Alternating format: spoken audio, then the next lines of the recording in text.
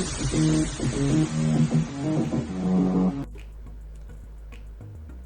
what's up everybody? Welcome back to Conquest of Ea. And for this video, we're going to take a look at some of the new stuff coming out by Bellum, and they really started releasing stuff at a pretty quick pace, which is awesome. I know when the game was new, there wasn't that many regiments. I mean, there wasn't even that many factions really for people to sink their teeth into, but now the game is like fully fleshed out. There's 7 released factions with Sorcerer Kings coming, I think maybe at the end of the year or soon next year. But Bellum's doing an awesome job releasing just beautiful sculpted models, and they've come so far since the days of that first starter set of the Spires and the 100 Kingdoms with those Men-at-Arms models and Spires models that, you know, weren't the best. They were passable, but now, I mean, these are some of the best plastics in the miniature wargaming market, and definitely in like the fantasy wargaming market. So I wanted to look at some of the new units coming out and even take a look at their stats, and, you know, see what you might see on the Conquest tables out there pretty shortly here. So first we're going to look at the big boy, the Tantor. This thing is gigantic. Did I click it? There it goes. So this goes up for a pre-purchase bundle for $200 for this gigantic miniature.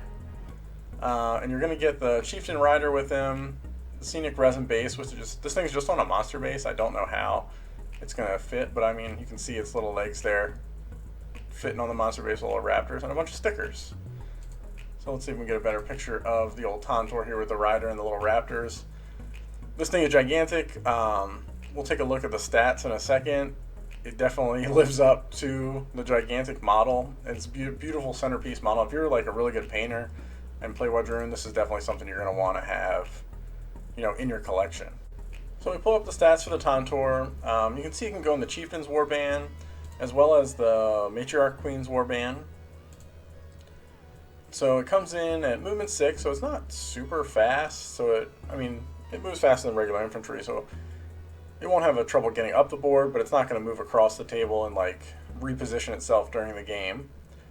Volley 2, Clash 2, nothing amazing there, but we'll see how that kind of gets improved with that like block text of special rules that you see. 16 attacks, obviously that's real good. 26 wounds, I believe that's the highest wounds for anything in the game, and resolve and defense 3. So it comes in with brutal impact 2.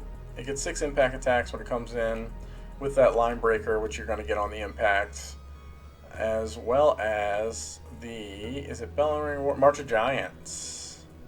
Always counts as inspired. So you're not going to get the inspired on that impact attacks, but you'll get class 3 when you're actually attacking with the 16 attacks. And then it comes in with relentless blows, cleave 1, fearless, and then we've got trample, which is kind of a new special rule. At the end of this regiment's activation, if this regiment is in contact with an enemy regiment in its front arc, each stand in this regiment with the special rule causes 10 hits for this unit, and they don't get any special rules, but they hit automatically. So you're not getting the cleave 1, you're not getting the relentless blows, but after you charge something and you end your activation, maybe you've gotten that attack, or even if you just march charge, you're going to get 6 or 10 auto hits on your target. Seems pretty good. There's no cleave or anything, so high defense regiments can kind of tank this a little bit, but I mean, 10 hits is hard to come by even with your elite units out there. Then he gets Bellowing Roar, and he counts as following the Call to Conquest, and he benefits and uses the War Chants. And Oblivious, so he's taking half wounds for morale test 2, so that 26 wounds is going to be really, really hard to get through. He has 310 points. That's a lot of points. If you put a Chieftain on top, it can get pretty expensive, but I mean, it's not super expensive. 26 wounds is a ton. You can shoot this guy like a missile at an objective, and your opponent's going to need either a ton of range firepower in a regiment to go deal with this. It is going to just count for 3 on an objective because it's a heavy monster, but your opponent's going to have a tough time moving this at any time with speed. So if you sit on an objective with it, you're going to score points for sure. And just so it's clear, Bellum puts on here, you know, the bright red. This is a pre-purchase bundle. They're basically crowdfunding the creation of this unit just because it's gigantic. Obviously, they don't have the molds for this. And with Parabellum, not being a gigantic company, they're going to take these pre-purchase bundles September 2023, and those people that pre-purchase at the $200 price will get all the stickers, the extra riders, and the special stand with that Tantour as soon as they start making them. So it's not like you'll be able to get these this year probably, but as soon as you put your order in, you'll be one of the first to receive them. This is kind of a cool thing for a smaller company to do, as long as they're upfront about it, like Parabellum definitely is being. I mean, we see a ton of miniature games and board games use Kickstarter now, which to varying degrees of like ripping people off for success, right? But I'm pretty sure you can be confident in Parabellum. They've done everything the right way so far that if you buy one of these, yeah, you are losing out $200 and not seeing that product right away. We kind of like that. I know a lot of wargamers like that, instant gratification feel of buying new models. But if you want it first, this is the way to go about it. And if you can wait, you can definitely wait until I'm sure they'll have more in stock after they make that first run. Next up, we have the 100 Kingdoms Founder exclusive, the St. George and the Dragon. This thing is beautiful, but for $140 for a model, like, unless you're just like a super great painter or you need to collect everything in the line for the 100 Kingdoms, a lot of people are going to pass on this, right? Like, I'm certainly not going to get one, but it is amazing, so I did want to look at it. You have St. George there on his horse, stabbing the dragon below him that's kind of curled up and around. I mean, this is awesome. It really brings up that, like, old school, like, Bretonian or old school, like, Knights of the Grail fantasy feel, and I think that they did it perfectly. Whoever sculpted this, it's an awesome job. Not something you're going to see on the table, but definitely something you're going to see win some painting awards by really, really talented painters out there. And before we move on to the Nord's new releases, the dual kit that's coming out, just want to remind everybody I am a Parabellum affiliate, and if you use the link below in the video description, it'll take you over to their web store, and any purchases you make, I'll get a small kickback for on the channel. It's a really great way to support the channel, and I definitely appreciate it. And I just want to remind people, when you do that, I'm going to do a little test right here. When you go in here, you click what you want to buy, add it to your cart. Look at that, boom, it's going to my cart. Proceed to checkout.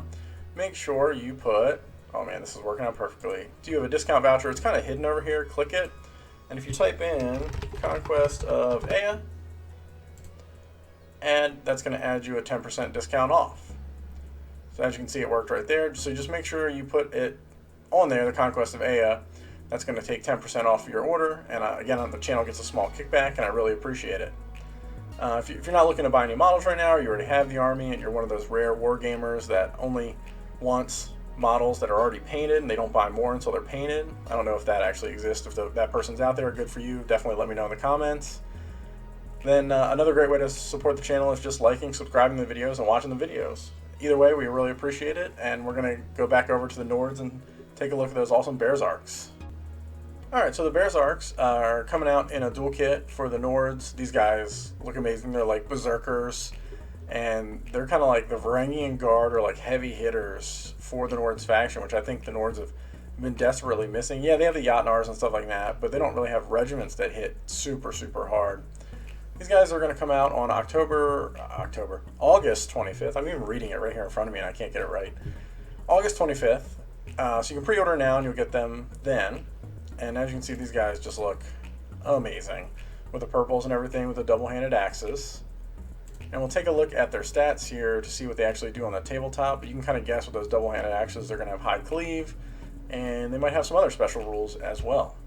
So the Bears Arcs, they're heavy, which is kind of interesting for Nords, at 190 points, which is expensive. But Clash 3, 5 attacks, 4 wounds, 5 resolve, which is awesome, and 3 defense, no evasion.